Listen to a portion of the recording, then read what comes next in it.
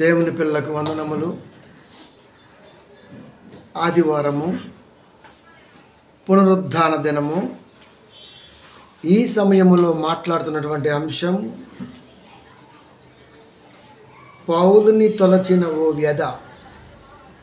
దేమా అలెగ్జాంద్రులే కదా. పౌలుని తొలిచిన ఓ వ్యధ దేమా అలెగ్జాంద్రులే కదా. ప్రియమైన దేవుని పిల్లరా,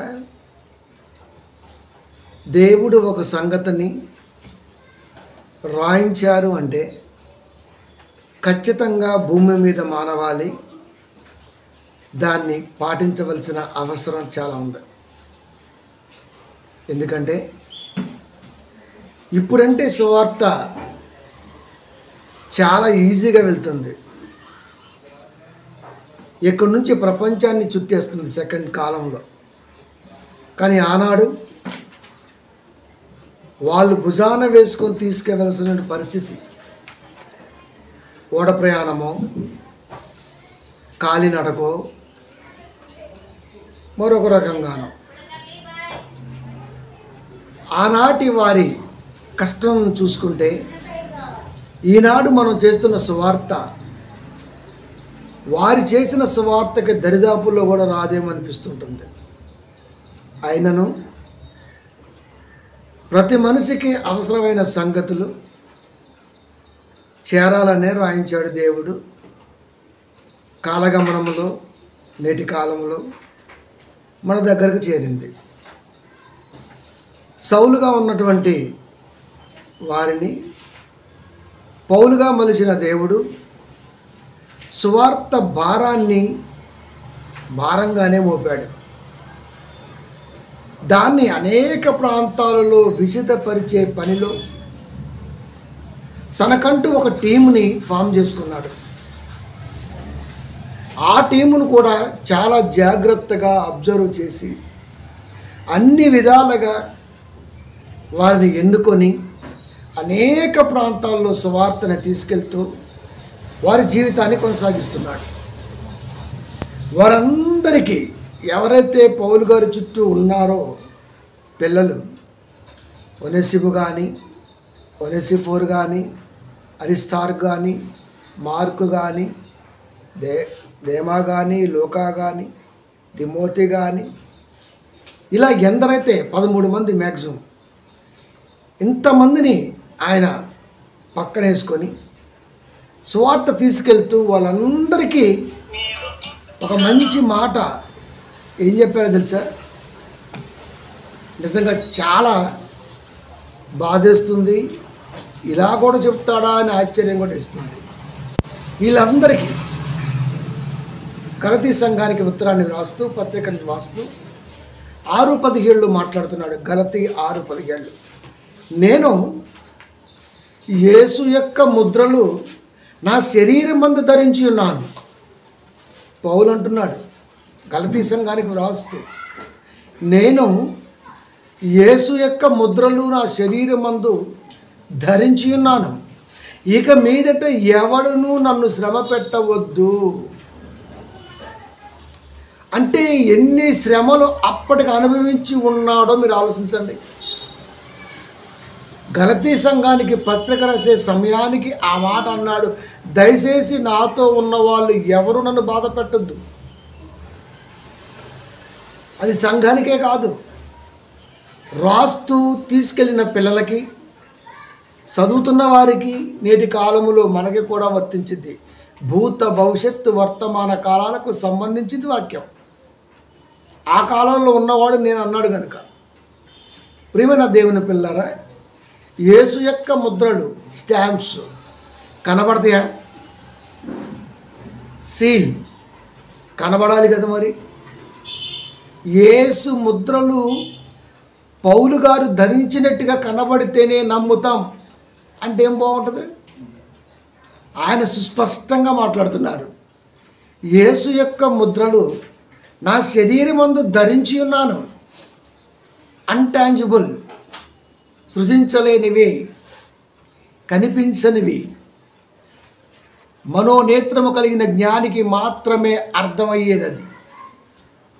అంటే మా కాపరి క్రీస్తు కొరకు ఎన్ని శ్రమలు పడ్డాడో మేమందరం కూడా చూస్తున్నాం.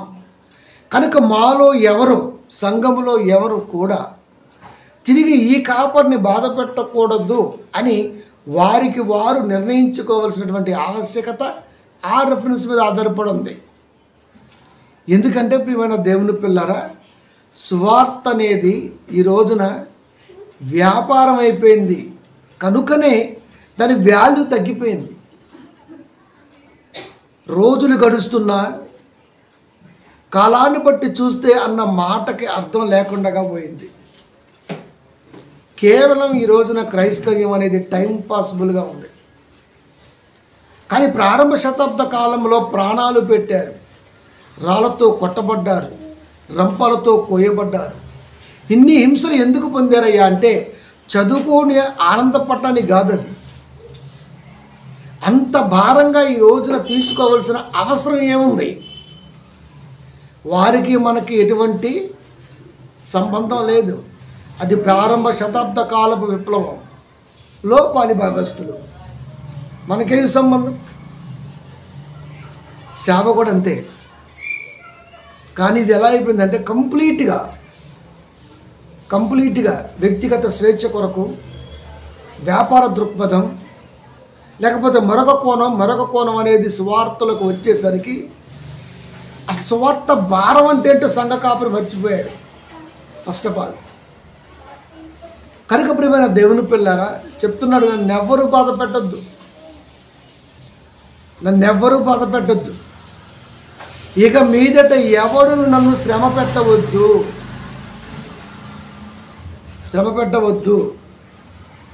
అంటే పౌలు గారు సువార్తలో ఏ అనుభవాన్ని పొందుకున్నాడు? నీ ఎక్స్పీరియన్స్ ఏంటని మనం అడిగామనుకో, నాకంటే 10 ఏళ్ళు ఉందంటే దేవుళ్ళు అంటాడంతే. అంతే తప్ప ఆయన మరణంతో సమానమైన అనుభవాన్ని వాక్యంలో నేను పొందుకున్నాను, నేర్చుకున్నాను, అభ్యాసం చేస్తున్నాను అని ఎవ్వడు చెప్పడు. నాకంటే నేను చిన్నప్పటి నుంచి ఆ సంఘంలో నుండి నేనేనండి, తల్లి సంఘం అంటే అది మాకు పిల్ల సంఘం, కోడి పిల్ల సంఘం చెప్తుంటారు. నువ్వు సంఘంలో ఉన్నావంటే నువ్వు పొందుకున్న అనుభవం ఏంటి, నీ ఎక్స్పీరియన్స్ ఏంటి? ఎవరు చెప్పరు. కానీ ఎవరు చెప్పటమే దేవుని మనసు యొక్క ప్రత్యేకత. నువ్వు దేవుడి గురించి బయటికి వెళ్ళి చెప్పాలంటే అప్పటి వరకు వారు వినని సంగతులు చెప్పాలి. ఇది నీ అనుభవం. యేసుక్రీస్తు వారు అంటే చాలా మంచోడండి, ప్రాణం పెట్టాడండి, పరలోకం నుంచి దిగొచ్చాడండి, పాపుల కొరకు ఆయనండి అన్నాం అనుకో, నీ అందరూ చెప్పేది కదా, అందుకే క్వశ్చించేది కాదు. అప్పటి వరకు వినని సంగతి ప్రశ్నించిన వాడికి నువ్వు చెప్పాలి. ఇది నీ అనుభవం. ఇలాంటి అనుభవం ఎంతమంది కలిగి ఉన్నారు, ఇది మనం గ్రహించాలి. ప్రతిదానికి కూడా మనకి మార్గం, మ్యాండేటరీ అంటాం కదా, మాదిరి, మ్యాంట్, అన్నీ కూడా ఎవరు మెంటర్. పౌలు క్రీస్తుని వెంబడిస్తున్న సమయంలో ఆయన పొందుకున్నటువంటి అనుభవ జ్ఞానాన్ని నేటి కాలంలో మన దగ్గర ఉన్నదా లేదా అని వాక్యం దగ్గరికి వచ్చి చూస్తే మనకి సుస్పష్టంగా అర్థమవుతుంది. మనకున్న అనుభవం ఏంటి, ఎక్స్పీరియన్స్, అనుభవం ఏంటి? ఇలా చెప్పగలవా? 2 కొరింథీ 4వ అధ్యాయము 10వ వచనము, యేసు యొక్క జీవము మా శరీరమందు ప్రత్యక్షపరచబడుటకై, యేసు యొక్క జీవము మా శరీరమందు ప్రత్యక్షపరచబడుటకై, యేసు యొక్క మరణ అనుభవమును మా శరీరమందు ఎల్లప్పుడూ వహించుకొని పోవుచున్నాము. మా దేహములో ఏదుందయ్యా అనుభవం అంటే అది మరణ అనుభవం. క్రీస్తు మరణం ఎలా ఉన్నదో అలాంటి అనుభవాన్ని రుచి చూసిన వారిగా మేము క్రీస్తులో ఉన్నాము. ఈరోజు మనం క్రీస్తులో అనుభవం ఏందయ్యా అంటే, మాకు దేవుడు పిల్లల్ని ఇచ్చాడు, మాకు దేవుడు పొలాన్ని ఇచ్చాడు, మాకు దేవుడు కొంపల్ని ఇచ్చాడు, మాకు దేవుడు అది ఇచ్చాడు, మాకు దేవుడు ఇది ఇచ్చాడు. కానీ మరణ అనుభవం అనేది ఏది? క్రీస్తు లోకానికి రావటం వెనకాతల ఒక మనిషిని రక్షించడం కొరకే, ఒక మనిషిని రక్షించడం కొరకు వాక్యం ద్వారా దాన్ని తీసుకెళ్ళే పనిలో మరణాన్ని కూడా ఏమాత్రం చూడనటువంటి స్థితి. ఇప్పుడు మనం కూడా తీసుకెళ్తున్నాం కదా మరి ఈరోజు సువార్త. ఈరోజు మనకు చుట్టూ బౌన్సర్స్ ఉంటారు కాపరికి. ఎందుకు? మరణ అనుభవం వద్దు మాకు. అది మొత్తం మనకి పొలిటికలే, కానీ కాపరో తెలియదు, పొలిటికల్ లీడరో తెలియదు. పొలిటికల్ లీడర్ కూడా ఉండదు. అది ఎందుకు చెప్పండి? అది ప్రోటోకాల్, రాజ్యాంగబద్ధంగా అది ప్రోటోకాల్. మరి కాపర ప్రోటోకాల్ ఏంటి? వాక్యములో మమేకమై ఉండలాగున సంఘానికి వాక్యం చెప్పటం అనేది దైవాజ్ఞ. మరి బౌన్సర్ ఎందుకు వచ్చారు? వీడికి మళ్ళీ ఊహు అని గుద్దటం ఎందుకు నేల మీద? బిల్డప్ ఎక్కువైపోయింది. అందుకనే క్రైస్తవ్యం ఎవరు విశ్వసించట్లేదండి. క్రైస్తవ్యంలో ఎక్కువగా చీడపురుగులు ఉన్నారు. 1% మంచి ఉంటే 99% లోకానుసారంగా బ్రతకడం కొరకు, లేకపోతే లోకాన్ని ముంచటం కొరకు ఉన్నారు. ఈ మధ్య మనం చూస్తున్నాం సోషల్ ప్లాట్ఫామ్లో. వాడు అద్భుతాలు దొంగ అంటాడు, వీడికేమో ఆవేశం అంటాడు. ఏ కొట్లాట!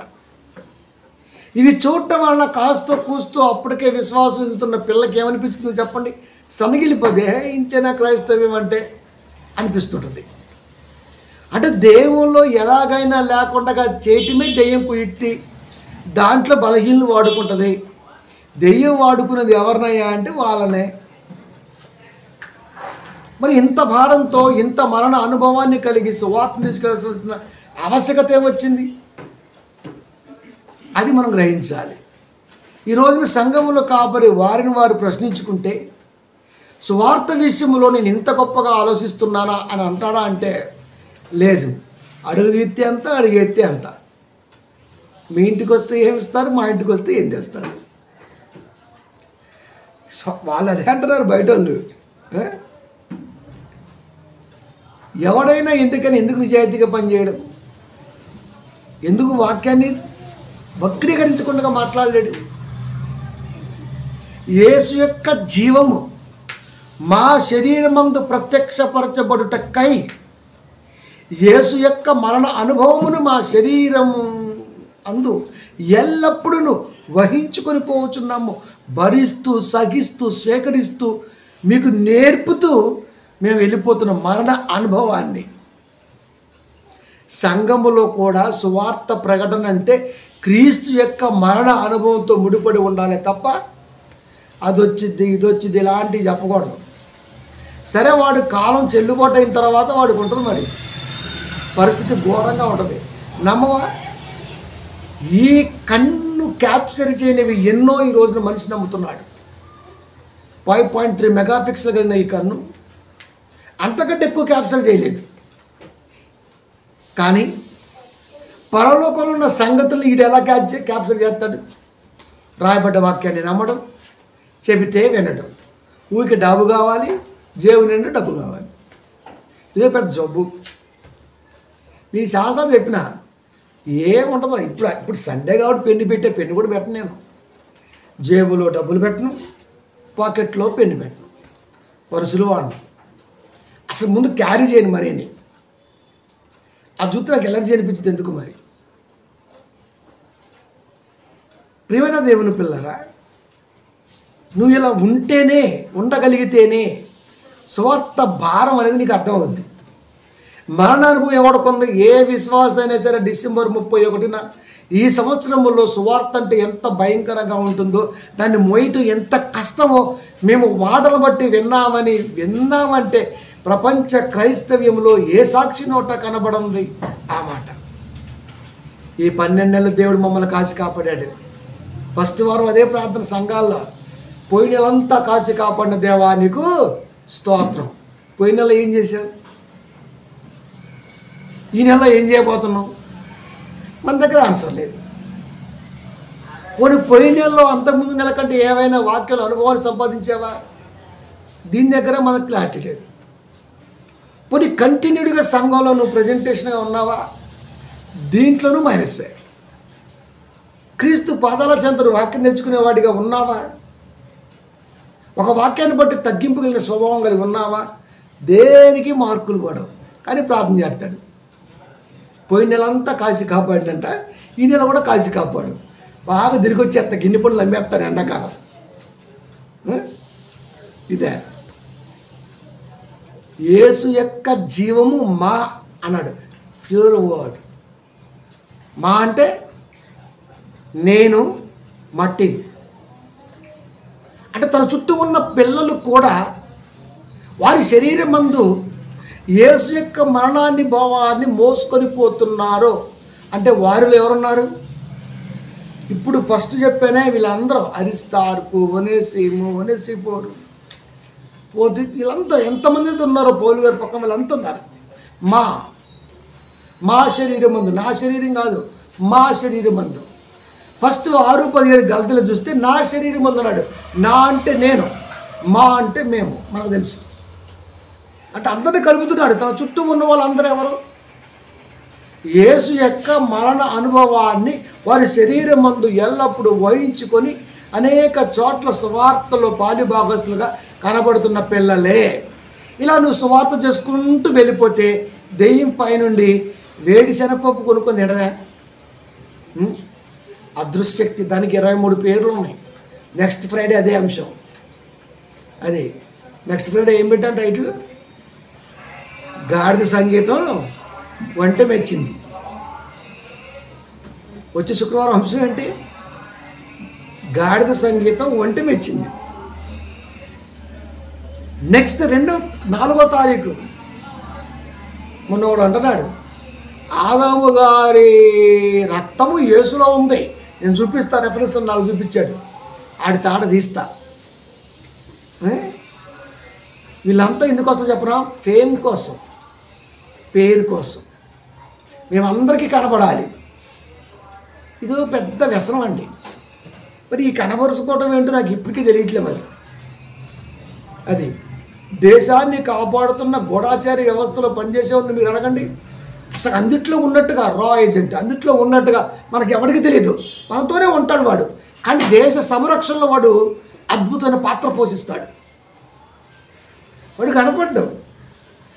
కానీ ఈ క్రైస్తవులు ఏంటో అర్థం కాదు. ఆత్మ సంబంధమైన సంగతి తీసుకెళ్ళరా అంటే వీడు నాకు పేరు కావాలి, నాకు పేరు కావాలి, నాకు పేరు కావాలి, నన్ను ఇంత కటౌట్లు పెట్టలేను. వీడు ఏం కావాలి ఇప్పుడు? ఇది ఒక పెచ్చ. క్రైస్తవుడికి ఇదేంటో నాకు ఏమీ అర్థం కావట్లా. కనుక వీళ్ళందరూ యేసు యొక్క ముద్ర శరీరమందు వహించుకొని పోతుంటే దెయ్యం ఊరుకుంటుందా? ఎవడ దొరుకుతురా అని చూసింది. బప్పిల హరి ఎవడ దొరుకుతురా అని చూసింది. వీడు దొరుకుతాడా? వీడు దొరికితే ఉంటాడా, లేకపోతే జారిపోతాడా? కొరమేని చేపల ఎవడు దొరుకుతాడు? బకరా ఎవడు దొరుకుతాడు? సత్య సంబంధమైన సువార్త అనుభవాన్ని మోసుకొని పోచున్న వారే దెయ్యానికి కావాలి. లోకానుసారంగా తిరిగేవాడికి దెయ్యంతో పనే లేదు, దెయ్యానికి వాడికి పని లేదు. ఎలాగో వాడు దాని అండర్ కవర్లో ఉన్నాడు కాబట్టి. సువార్తలో పాలిభాగస్తుడిగా ఎవడైతే ఉండాలనుకుంటాడో వాడిని ఖచ్చితంగా వేసేస్తంతే. దాన్ని దాటి సువార్తకు రావాలి. అది ఎంత కష్టం తెలుసా? చాలా కష్టం, చాలా కష్టం. ఎంత కష్టం అంటే అంత కష్టం. మా అన్నటువంటి ఆయన అనతి కాలంలోనే ఆవిరైపోయింది కదా. కానీ తీసుకెళ్తుంది అంతే. ఇది ప్రియమైన దేవుని పిల్లారా, దానికంటే ముందు ఓ జాగ్రత్త ఆలోచన చెప్తాను. కొలస్సీ 1:24 పౌలు గారితో ఉన్న వారందరూ సువార్త మరణం అనుభవాన్ని పొంది వెళ్తున్న వారే కదా. ఇప్పుడు పౌలు గారు ఒక మాట అంటున్నారు, ఏదో తెలుసా? 1:24 కొలస్సీ, ఇప్పుడు మీ కొరకు నేను అనుభవించుచున్న శ్రమల యందు సంతోషించుచు. ఎవరి కొరకు? ఇప్పుడు మన కొరకే అవసరం ఏముంది అంటే ఆనాటి వారి కొరకు ఆయనకు అంత అవసరం ఏముంది? శ్రమలు అనుభవించవలసిన అవసరం ఏముంది? సువార్త అంటే అంతే, ఆత్మబంధం.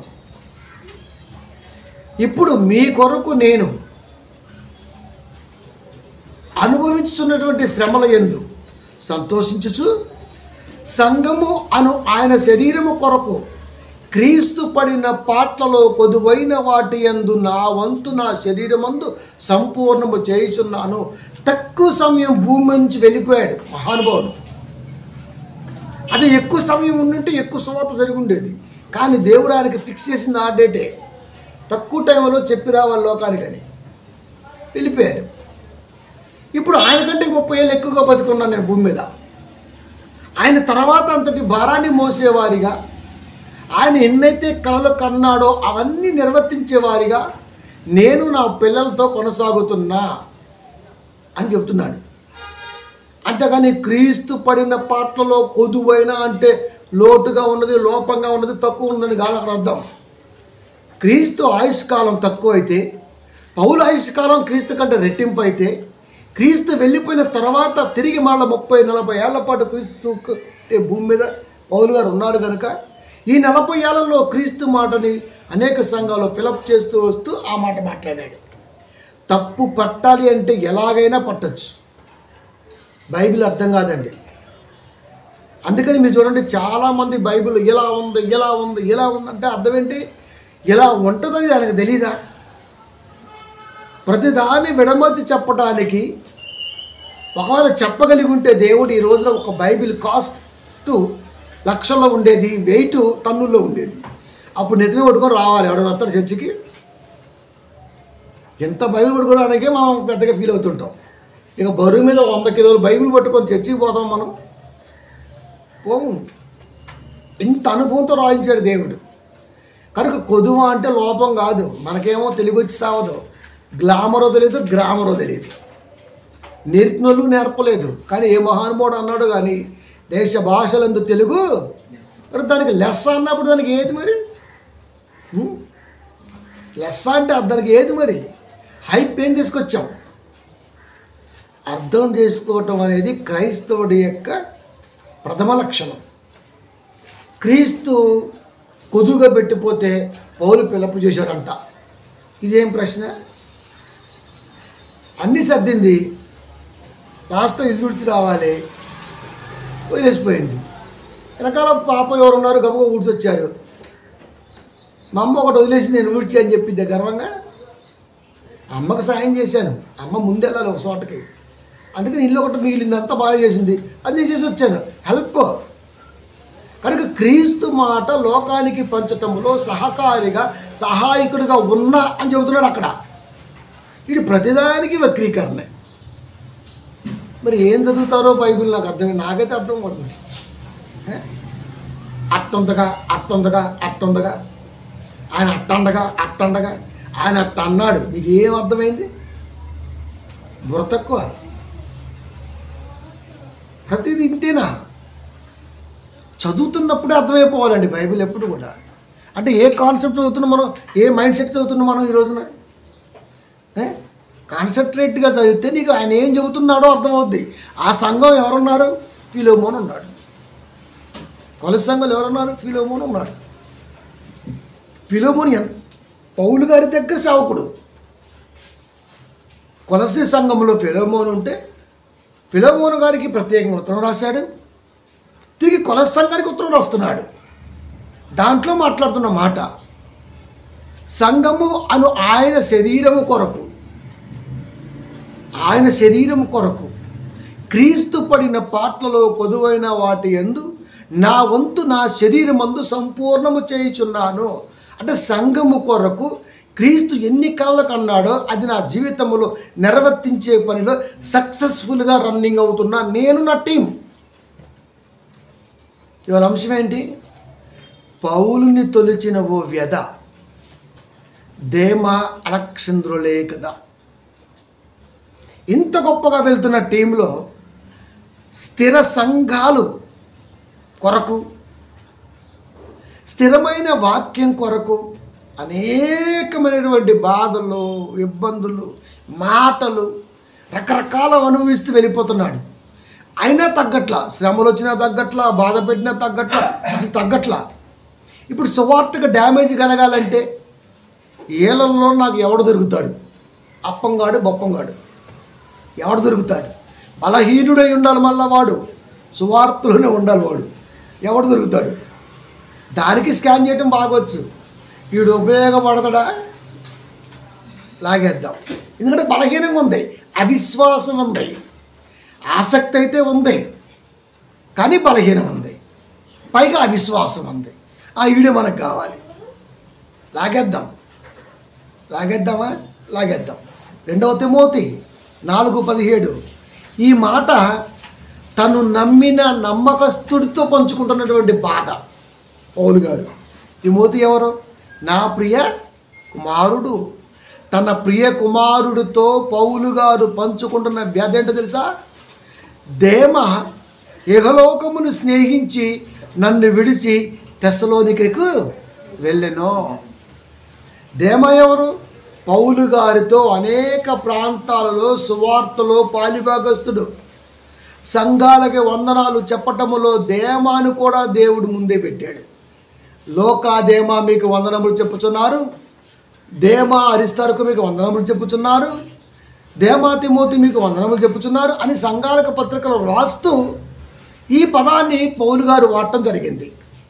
అంటే పౌలు గారితో అనేక ప్రాంతాల్లో సువార్త అనుభవం కలిగిన వాడిగా దేమా ఉన్నాడు. అలాంటి దేమ యుగలోకాన్ని స్నేహించడం ఏంటి అసలుకి? అలాంటి దేమ ఇహలోకాన్ని స్నేహించడం ఏంటి అసలుకి? అంటే పౌలు గారి దగ్గర ఏం నేర్చుకున్నాడు? ఇహలోకాన్ని స్నేహించు, డబ్బులు బాగా దట్టించు ఇవి నేర్చుకుంది పౌలు గారి దగ్గర. తనకున్న యావదాస్తిని పెంటగా ఎంచాడు కదా, అది దేమాకి నచ్చలేదా? సువార్త కొరకు అనేక శ్రమలు బాధలు పడుతున్నాడు కదా, దెబ్బలు కూడా తింటున్నాడు కదా, అది దేమాకి తెలీదా? సువార్తే ప్రాణంగా భావించి అనేక ప్రాంతాలకు సువార్త అనుభవంలో నువ్వు కూడా కొన్నాళ్ళు తీసుకెళ్ళాడు కదా, అది దేమాకి నచ్చలేదా? ఎక్కడికి వెళ్ళినా పౌలు గారికి జేజేలు పలుకుతున్నారు కనుక నాకు కూడా కావాలి, వచ్చేసింది మాయరోగం. ఏం కోరుకున్నాడు? రికగ్నైజ్డ్, ఒక గుర్తింపు కావాలి నాకు. ప్రతి సంఘంలో ఈ చీడపురుగు ఉంటుంది. దేవుని మనసు దీన్ని అసలు ఉపేక్షించదు, ఒలిసి పడేద్దంతే. సెకండ్ కూడా ఆలోచించను. Not sentiment fellow.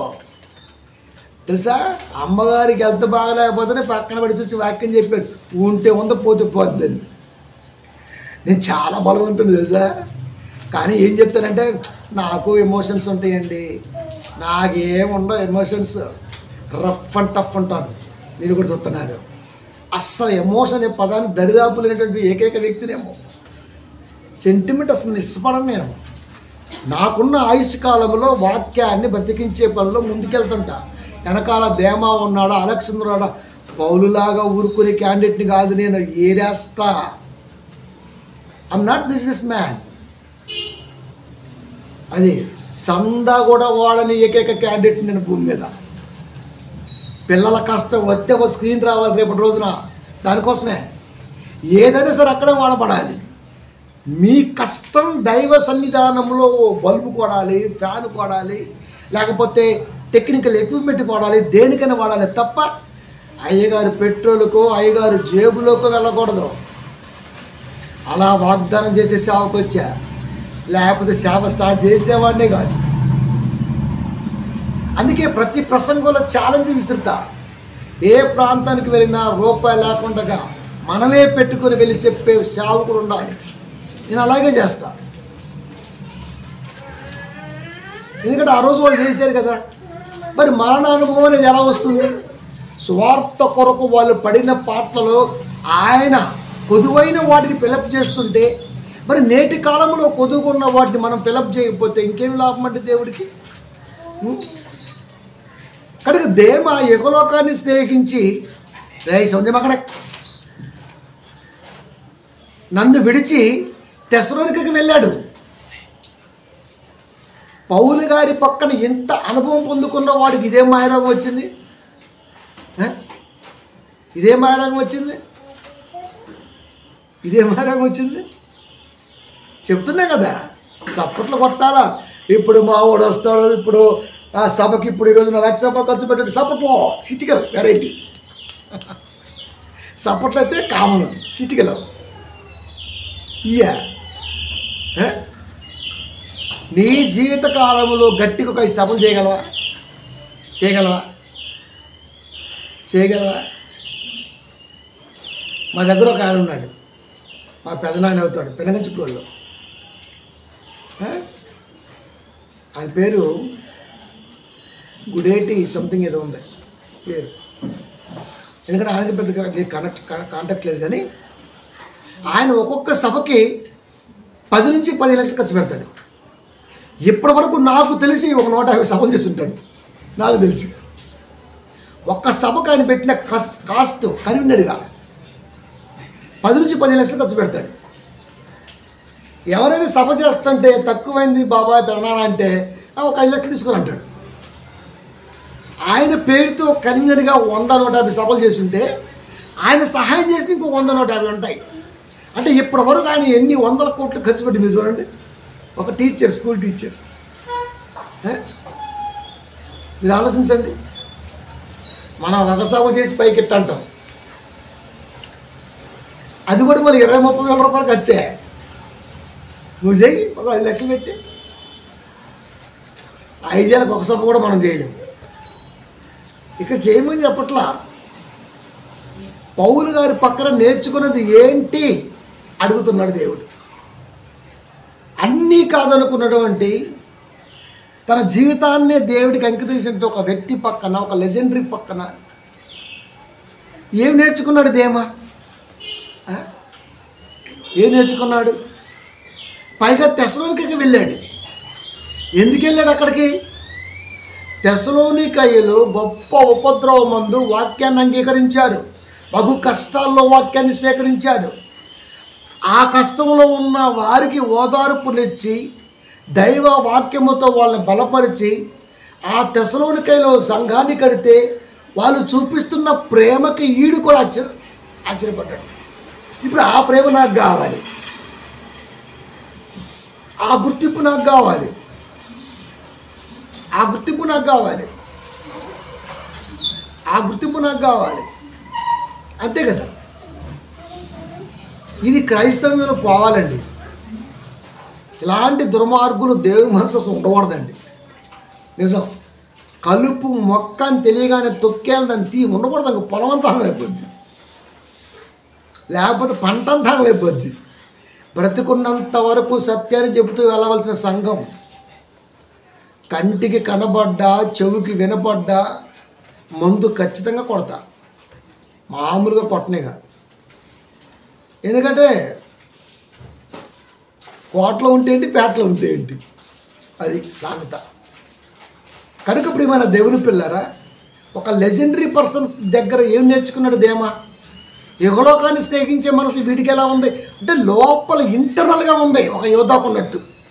క్రీస్తు పక్కన 3.5 సంవత్సరాలు పక్కన తిరిగినా వాడి దృష్టి అంతా డబ్బు మీదే ఉంది.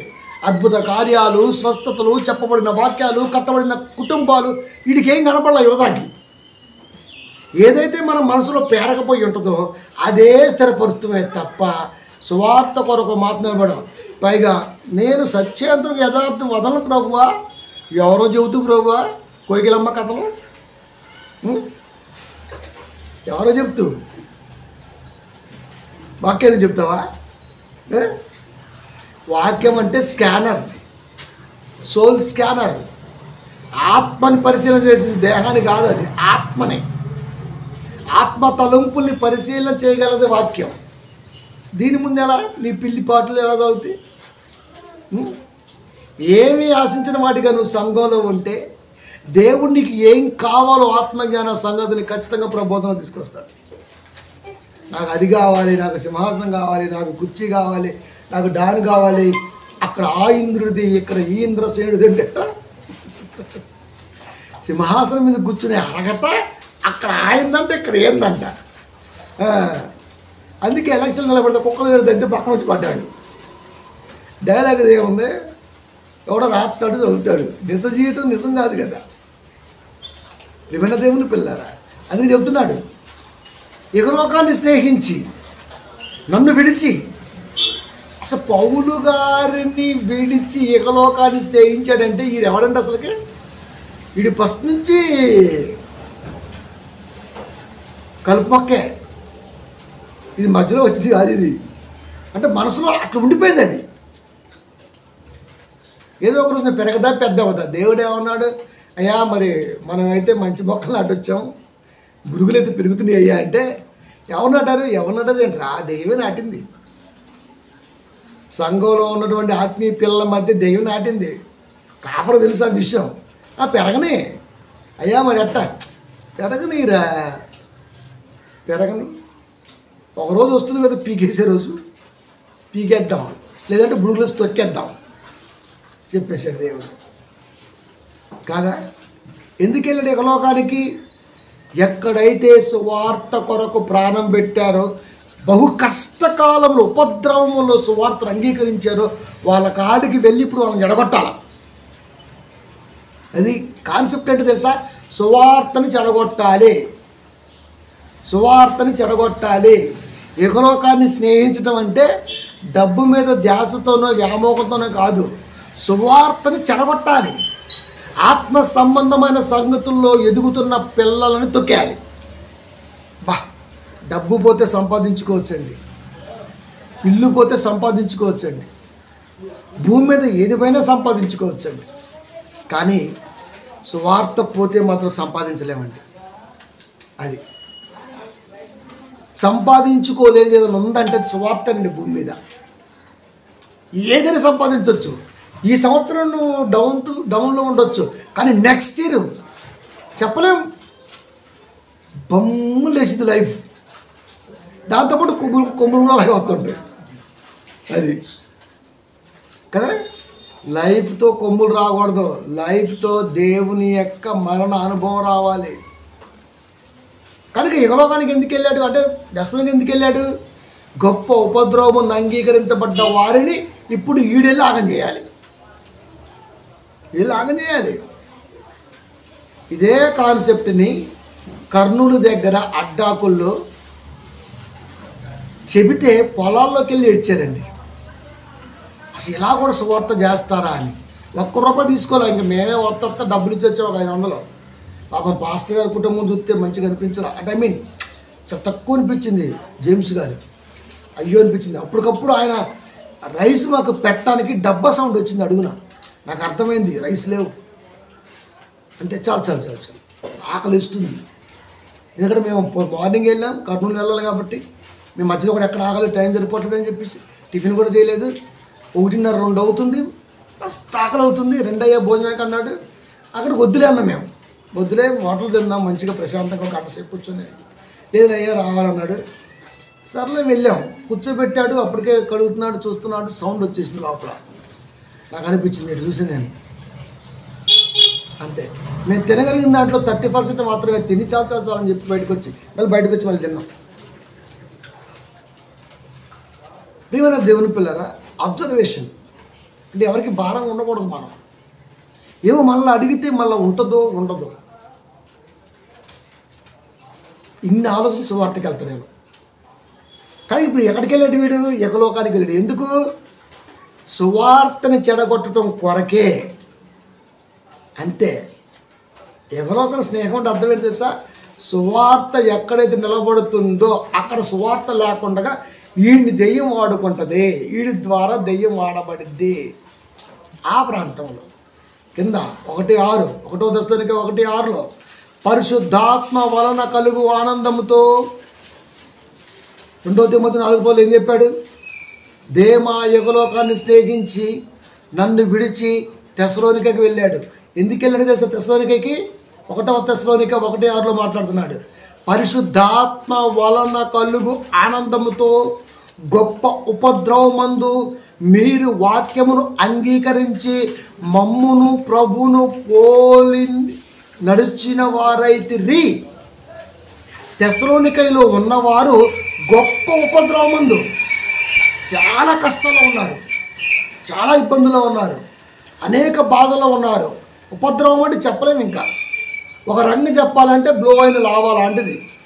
అగ్నిపర్వతం బద్దలైతే లావా ఎలాగైతే భయంకరంగా ఉంటుందో అలాంటి స్థితిలో ఉన్నటువంటి ఆ ప్రాంతంలో వీళ్ళు వాక్యాన్ని అంగీకరించారు. ఆ అంగీకరించే చెప్పబడిన వాక్యములో దేమ కూడా పాలి భాగస్తున్నాయి.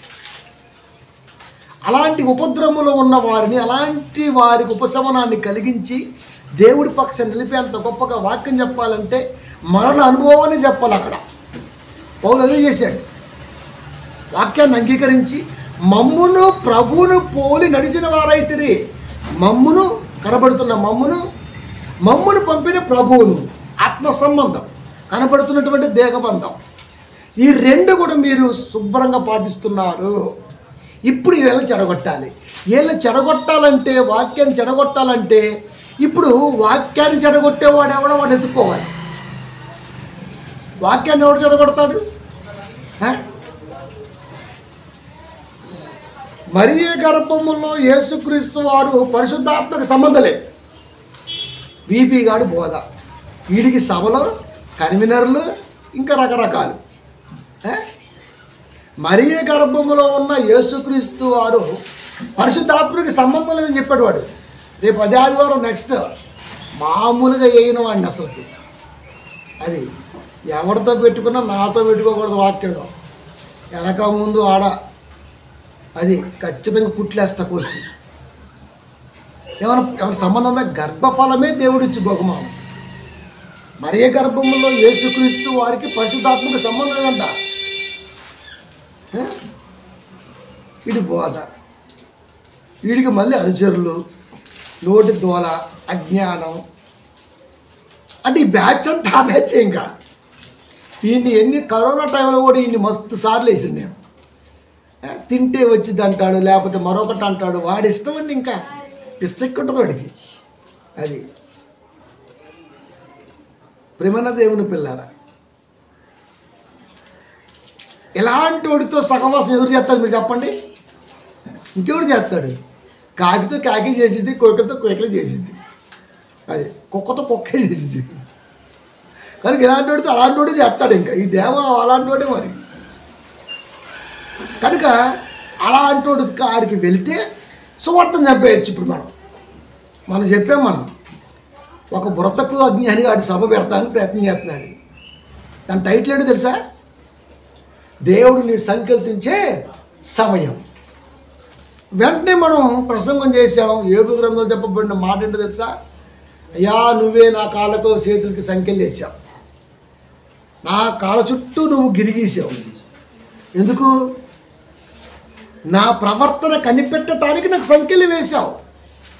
పౌలు చనిపోయేంత వరకు సంఖ్యల్లో ఉన్నాడు, క్రీస్తు చనిపోయేంత వరకు సంఖ్యల్లో ఉన్నాడు. కొన్ని సంఖ్యల్లో విజువల్, కొన్ని సంఖ్యలు అంటాంజిబుల్. ఈ నేత్రం కనబడే సంఖ్యలు బొండాలు, మనోనేత్రం కనబడే సంఖ్యలు దెయ్యం కట్టిన కట్టడలు. ఇంత జ్ఞానం ఉంది దాంట్లో చెప్పేశాం. 4 రోజుల ముందే చెప్పాం మనం. ఎందుకు? వాడి ప్రసంగం చేశాడండి అంటారు మళ్ళీ నన్ను. నేను ఎవడి ప్రసంగాలు వినా, మీరు నమ్మండి. అసలు యూట్యూబ్లో నేను ఎవడి ప్రసంగం వినండి.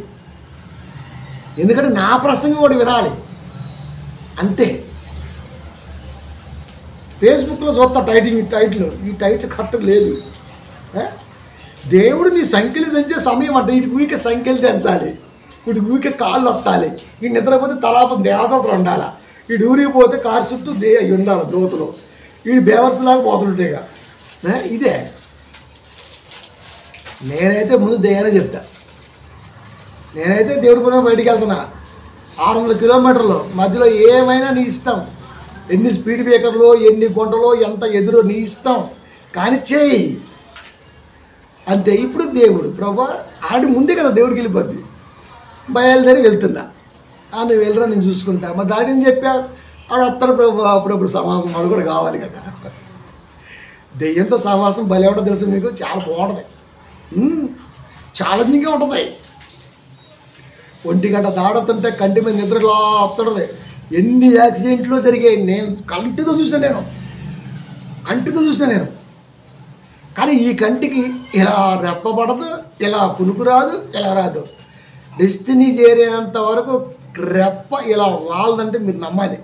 నాతో ప్రయాణం చేశాడు కుమార్ బెదరు అని తెలుసు బాగా. కంటి మీద కునుకు పడదు, గమ్యం చేరేంత వరకు బాడీ పగల్లాగా పనిచేసింది. అంతేగా 2 గాంగులను ఎట్టబెట్టి కళ్ళను కొడుకొని చాయ్ ఎక్కడుందో చూసి అల్లం చాయ్ అంటే అది దాగి అని ఇదేం డ్రైవింగ్దా? అంతగా లేకపోతే అసలు నువ్వు చేయమాగరు బాబు. నైట్ నేను దోవలేను ఎందుకు మరిగా ఫిక్స్ అయిపోద్ది కదా. పెద్ద పోటీలో పెట్టుకొచ్చేస్తారు అట్టుంది ఈ వ్యవహారం కూడా. ఆడి సమాసం పట్టాడు, ఆడేమో బుడపక్కలు టైట్లు ఇచ్చాడు, మనమేమో తోలు తీసి పడేసాం. ఇంకెక్కడిది మొత్తం తేలిపోయింది. కలుపు మొక్క పీకేస్తా బతకనియ్యా. అది ఆగస్టు 15 ఏంటి గురువారం యోహాను గారికి బాప్తిస్మం ఇచ్చారు. ఒకటి ఇంకెవరు ఇస్తారండి, బైబిల్లో రాయలేదు కాబట్టి దేవుడు ఇచ్చాడు. అవునా? మరి ఇచ్చిన చూపిస్తా ఏమి ఇస్తామన్నా. యోహాను గారికి బాప్తిస్మం ఇచ్చిన నాకు ఆయన బైబిల్లో ఆయన చూపిస్తాను నువ్వు ఏమి ఇస్తామన్నా. ఏమనండి నేను చూడదండి అన్నాడు. మీకేం వచ్చిరా బైబిలే? 6 ఏళ్ల క్రితం రక్షణ టీవీలో సవాల్ విసిరా 2018లో. ఇప్పటి వరకు యూట్యూబ్లో దాని ప్రసంగం కనపడలా. పతోడు లేకపోతే దేవుడి మీద నెట్టేస్తారు, ఇక్కడ కనపడలా దేవుడి మీద నెట్టేస్తారు అంతే. అంతేగాని అన్వేషణ ఉండదు. అది రేపు చూపిస్తా, మరి రెఫరెన్స్ మరీ చూపిస్తా. మీ కంటికి కనపడితే మీరు ఎందుకు అవుతారబ్బా? ఎన్నిసార్లు అడిగిండో ఈ దేవగాడు, జ్ఞానం చెప్పని ఏంది నీ చెప్పేసి ఇప్పుడు కట్ట. పౌలు గారిని అడగలేదా? పౌలు గారు ఏమి ఇవ్వాల. కనుక వీడు ఎక్కడికి వెళ్ళాడయ్యా అంటే గొప్ప ఉపద్రవం మందు వాక్యాన్ని అంగీకరించారే వాళ్ళని చెడపటం కొరకు వాళ్ళని చెడిపేవాడిని ఎన్నుకున్నాడు వీడు. వీడు మామూలు కాదండి బాబు అసలుకి. ఎందుకు? వీడికంటే ముందు వాడు త్రోవ తప్పే ఉన్నాడు కదా. 1 తిమోతి 5:15 ఇంతకు ముందే కొందరు త్రోవ నుండి తొలగిపోయి సాతానుని వెంబడించిన వారైరి. ఇంతకు ముందే, వీడికంటే ముందే సత్యా నుంచి తొలగిపోయారు, సాతాన్ని వెంబడించారు. వాడు ఏం చేస్తాడు? యేసు నమ్మొద్దు, బైబిల్ నమ్మొద్దు, చర్చికి పోవద్దు అని చెప్పడం. యేసు నమ్మండి, చర్చికి వెళ్ళండి, కానీ సత్యంలో మాత్రం ఉండకండి. కల్పిత కథలు అంటే 2 తిమోతి 4:2-3 ఉన్నట్టు అట్లా ఉండండి. ఆత్మ సంబంధమైనటువంటి సంగతులు చెప్పేవాడి దగ్గర మీరు ఉండొద్దు.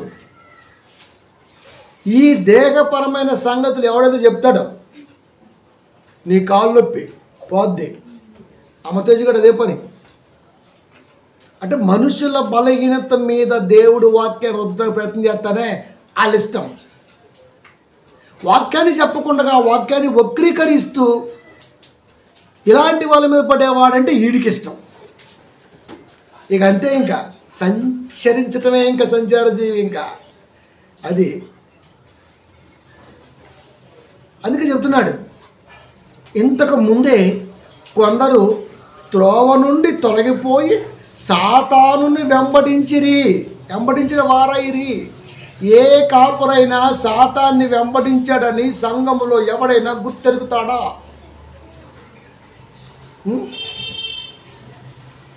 నన్ను చెప్తాడా? మా అయ్యగారండి సాతాను పోత చేస్తాడని నన్ను చెప్తాడా? అసలు ఎవడని చెప్తాడండి? అసలు ప్రతి సంఘములో కాపరి బోధించేది బైబిలే కదా. మరి సాతాను తప్పు చెప్పిందా? పౌలుశీలను ఏమంది? యేసుక్రీస్తు వారిని ఏమంది? గెరాసేన ప్రాంతంలో 5వ అధ్యాయం మార్కు సువార్తలో ఈయన సర్వోన్నతమైన దేవుని కుమారుడు. పౌలుశీలను ఏమంది? దేవుని మార్గమును బోధించు, రక్షణ మార్గం బోధించువారు. తప్పని చెప్పిందే. కానీ చెప్పటంలో 2 నాలుకల ధోరణి ఏదేళ్ళ తోటలోనే వాడింది. అది అంత జాగ్రత్తగా కొట్టింది దెయ్యం. అంతేగాని దేవుణ్ణి నమ్మొద్దంటే నువ్వు నమ్ముతావు. నువ్వు నమ్మాలి, నువ్వు నిలబడాలి. నిలబడ్డావన్న భ్రమలో నువ్వు ఉండాలి. నిన్ను ఎప్పుడో కాటేశాను. ఆ విషయం ఎక్కే సమయానికి నీకు అర్థమై సావదు. అంతే. ఇలా ఒక్కరు కాదు, ఇద్దరు కాదండి, ఎందరో పోయారు. అసలు పౌలు పక్క నుండి ఇహలోకాన్ని స్నేహించడం ఏంటంటే నాకు తెలియకడుతున్నా. ఒరే, మనకు పేరొద్దు దేవుడి దగ్గర తప్ప, మనకు గుర్తింపు వద్దు దేవుడి దగ్గర తప్ప, మనకు ఆస్తి వద్దు పరలోకంలో కూర్చుకోమన్నాడు ఆ మాట తప్ప అని ఆయన వెళ్తుంటే పేరు, ఊరు అన్నీ ఎక్కడే కావాలి నాకు. అక్కడ నాకు ఉన్నాయో లేవో తెలియదు కదా. ఎంత నమ్మినా ఎంత దేవుళ్ళో ఉన్నా ఇది ఒక ఇది. పైగా నేను యథార్థతను విడవను, ఆల్రెడీ విడిచావు. అన్నీ రివర్స్ అన్నమాట ఇది. కనుక యుగలోకాన్ని స్నేహించి వెళ్ళాడు. వీడికంటే ముందే చాలామంది పోయారు. వీళ్ళంతా సాతాన్ని వెంబడించిన వారే. 2 కొరింథీ 11:14 అదే మాట. ఇది ఆశ్చర్యము కాదు. సాతాను తానే వెలుగుదోత అంటే కాపరి రూపములో సాతానుడు సంఘాల్లో తిష్ట వేశాడు. కనుక వీడి సత్య సంబంధమైనటువంటి యేసుక్రీస్తు వారి యొక్క మరణ అనుభవాన్ని సంఘాల్లో నేర్పడం, మనుషుల బలహీనత మీద తత్వజ్ఞానముతో వాడు బోధ చేస్తుంటే అది మనకు హాయిగా అనిపిస్తుంది. అదే ఎక్కువ ఇష్టపడతాం మనం. సరే, నువ్వు ఎంత ఇష్టపడ్డా ఒక రోజైతే వస్తుంది. అదేంటి తెలుసా? శరీరం మీద మట్టి గడ్డ వేసి ఒక రోజు వచ్చింది. అది ఎవరికైనా వచ్చింది. నేను తేడా ఏం లేదు. నరుడు అన్నవాడు ఖచ్చితంగా మాయమైపోవాల్సిందే, మనుషుల మధ్య నుంచి వెళ్ళిపోవాల్సిందే. పుట్టేటప్పుడు ఎవరికైనా చెప్పొచ్చాడా? ఫ్రెండ్స్ ఐఎమ్ కమింగ్ అని వచ్చాడా? వెళ్ళేటప్పుడు సారీ బ్రో ఐఎమ్ గోయింగ్ అన్నాడా? వచ్చేటప్పుడు చెప్పని వాడు, వెళ్ళేటప్పుడు చెప్పలేని వాడు, మధ్యలో 10 దానికి బాయ్, రేపు వస్తా, బాయ్, మళ్ళీ కలుస్తా. ఎందుకు వచ్చాయి? ఇదంతా మాయ, ఇదంతా ట్రాజడీ, మాయా ప్రపంచం ఇదంతా. చెప్పొద్దని కాదు, ఏం చెప్తున్నావు నువ్వు? మరి దేవుడి వాక్యానికి ఏం చెప్తావు? మరి ఆన్సర్ ఏం చెప్తావు? కనుక త్రోవ నుంచి తొలగిపోయిన వారి సహవాసం దేమా పట్టాడంటే అసలు పౌలు కాడు వీడు ఎందుకున్నాడో చెప్పండి. ఎంతకాలం పోయినా మనకు కూడా పేరు రాకపోద్దా, రేపు సభల పక్కన చేరేసి కూర్చోబెట్టకపోతాడా, దండ కూడా మనకు డబల్ అయిపోతాడా అని. ఆయన అసలు దండలే తీసుకోడా. అది దండ తీసుకుంటే మిలితే దీవిలోంచి వస్తుంటే పౌలు గారికి పాము గరిస్తే ఏమైద్దా అని చూస్తుంటే అవతల మనిషి వాక్యం చదువుతున్నాడు. అయ్యి బాబోయ్ దేవుడు అన్నారు. అంతే, ఊరిని దండం పెడతా. విషమైన పాములు రకరకాలు ఉంటాయి. నాగు పాము ఉంటుంది, కట్ల పాము ఉంటుంది, మామూలు పాము ఉంటుంది, బురద పాము ఉంటుంది. కలిసింది బురద పాము అని ఆయన చెప్పాడు. బురద పాము కడితే ఏమైంది? నీరు కట్టు ఉంది. చాలామందికి ఛాన్సర్ కాటేసింది నీరు కట్టు. అది కరిసిద్ది, విషం ఎక్కడ విషం ఉంటుంది దానికి. అది నీరు కట్ట పాము ఒకటి ఉంటుంది నేలలో, ఊరికపోతా ఉంటుంది. అది అలాంటి పామే ఉంది. ఏం కాదు, ఒకళ్ళు విషపురిగే అనుకుందాం. దేవుడు వాక్యంతో ఉన్నాడు కాబట్టి, బలంగా ఉన్నాడు కాబట్టి ఏం కాలేదు. అది ఎలాగని తీసుకో, ఏం కాల. అంటే పాము కడితే ఏం కాకపోతే దేవుడేనా అని అనుకున్నారు. వద్దు, అవన్నీ మీరు బాగానేయండి, అది కాదు. ఎక్కడ రకరకాల పాములు ఉంటాయి, విష జంతువులు ఉంటాయి, మామూలు జంతువులు ఉంటాయి కాబట్టి అని చెప్పేసాడు అక్కడ. అదే మనమైతే వాక్యం ఉంటే మరి ఏమనుకుంటున్నాం అట్లంతే. ఇంకా ఇలాంటి వాళ్ళు అది నిజంగా దేవుడు ఉన్నడితే ఏ కామాలే అన్నదే టేక్ ఇట్ ఈజీగా ఉంటుంది. పౌలు టేక్ ఇట్ ఈజీగా మాట్లాడతాడు. వీడికి నచ్చట్లా. వీడిని చూశాడు, ఇంకొక లేచాడు. ఊకుంటాడు మరి వాడు కూడా. 2 తిమోతి 4:14 అలెగ్జాంద్రు అను కంచరవాడు నాకు చాలా కిడి చేసెను.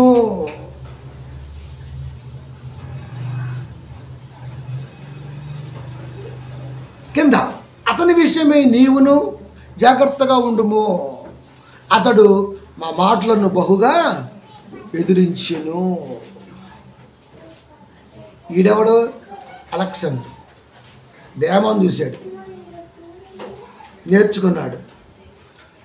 ఒక దైవ సేవకుడి పక్కన అనేక ప్రాంతాల్లో సువార్తలో పాలి భాగస్తులుగా ఉన్నటువంటి అలెగ్జాండరు అసలు పౌలుని ఎలా ఎదిరించాడండి? ఇప్పటికీ నాకు అది మింగుడు పట్టలేదండి. అసలు పౌలుని ఎదిరించదు ఏంటి? వీడేమో విడిచి వెళ్ళాడు, వాడేమో ఎదిరించి వెళ్ళాడు, రెండు ఒకటే అంతే. ఏ రాయితే ఏంటి ఆ టైపులో ఉన్నాడా? వీడేమో విడిచి వెళ్ళాడు దేమ, అలెగ్జాండర్ ఏమో ఎదిరించి వెళ్ళాడు.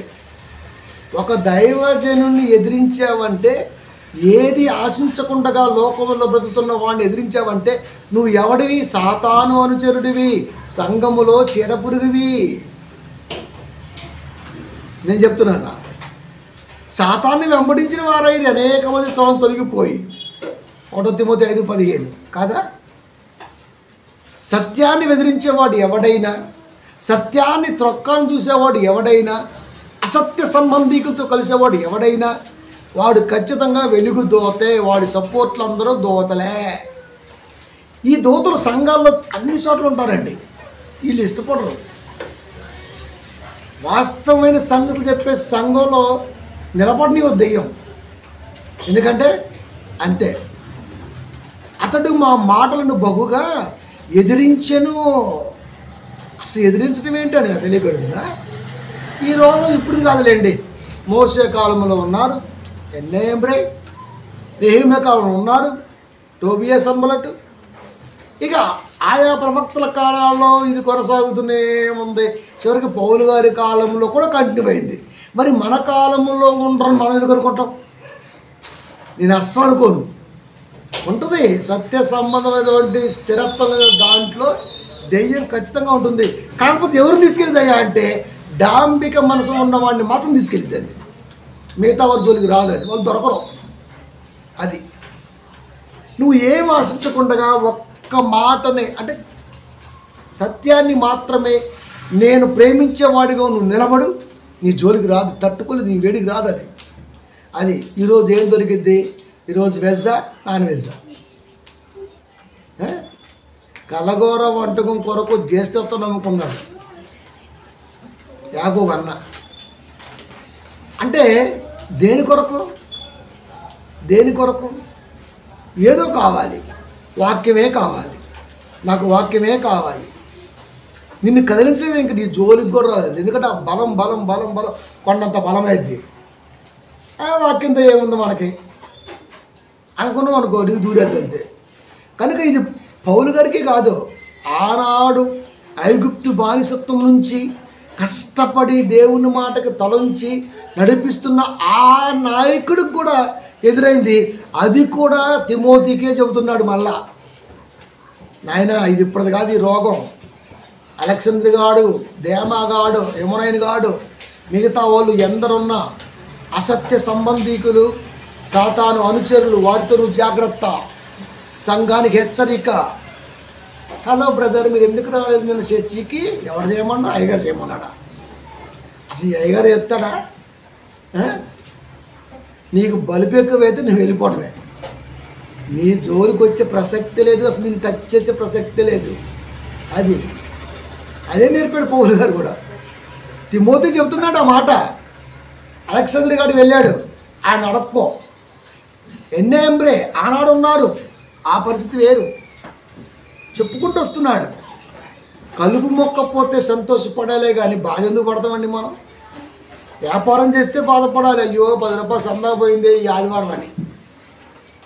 మనమే పెట్టే స్థితిలో ఉన్నాం. మనమే వాక్యం కొరకు ప్రపంచాన్ని గడగడలాడించే స్థితిలో ఉంచాడు. మనం ఎంత స్టెబిలిటీగా ఉండాలండి? సంతోషం, దెయ్యం, దరిద్రం రెండు పోయి ఒకేసారి అనిపించి అలా ఉండాలి. అది నిజమే. చూడండి అన్నమాట. తిమోతి చెబుతున్నాడు, తన ప్రియుడికి చెబుతున్నాడు. ఆనాటి మోసే గారి వ్యధ 2 తిమోతి 3:8 ఎన్ని ఎంబ్రే అని వారు మోసేను ఎదిరించినట్టు వీరును చెడిన మనసు కలిగి విశ్వాస విషయములో భ్రష్టులై సత్యమునకు ఎదురింతురు. ఎంత స్పష్టం అండి. మోసేను ఎందుకు ఎదిరించారు చెప్పండి? నడిపిస్తున్న నాయకుని ఎదిరించడానికి ఎంత ధైర్యం చేశారండి. ఎంబ్రే అనేవాడు, ఇద్దరు ఆ రోజున. ఇప్పుడు వీళ్ళ గురించి మాట్లాడుతున్నాడు. చెడిన మనసు కలిగి. చెడిన మనసు అంటే పిల్లల్ని వాడడు, పెద్దల్ని వారడు, పాట పడితే వారడు, ప్రతిదానికి నాకే ముందు, నాకే వెనక, నాకే పెట్టు, నాకే నెట్టు, ఇదే పని. ఇదేమి బుద్ధిరా ఆయన అసలుకి. దేవుడు ఎంత గొప్పడు మీరు చూడండి. చాలా సంగతులు వెళ్ళలేమండి మనం, తెలుసా? అమ్మా ఇది నాకే. జ్వరం ఉన్నవాడికి ఇంజక్షన్, జ్వరం లేనివాడికి జ్ఞానం. జ్వరం ఎవరికి ఉంది? ఆడికి ఇంజక్షన్ పడుతుంది మరి.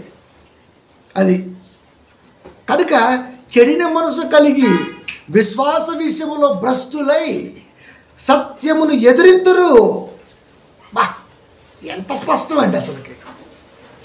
సత్యాన్ని ఎదిరిస్తున్నవాడు విశ్వాస విషయంలో భ్రష్ట మనసు కలిగిన వాడు. అంటే వాడు ఏమనుకుంటాడంటే ఇది నాకు అనుకూలంగా ఉండాలి, దేవుడు నా సంఖ్యలు దంచుతాడు. ఎవడో వినుంటాడు క్యాప్షను, టక్కన పెట్టేసాడు. నేను ఊరుకుంటానా అంటే ఏబు గారిని పెట్టిన. అసలు ప్రపంచంలో రాయబడ్డ 66 పుస్తకాలలో ఏబు గారి కంటే ఎవరికైనా శ్రమలు అంతగా వచ్చాయండి? 42 అధ్యాయులు ఉన్నటువంటి ఆ ఏబు గ్రంథంలో మొదటి అధ్యాయం నుంచే బాధలు కదండి ఆయనకి. 41 అధ్యాయం వరకు ఎన్ని కష్టాలు మీరు చూడండి. అంత చాప్టర్ ఉంది ఆయనకి. ఆయనకంటే కష్టపడ్డాడు ఎవడున్నాడండి?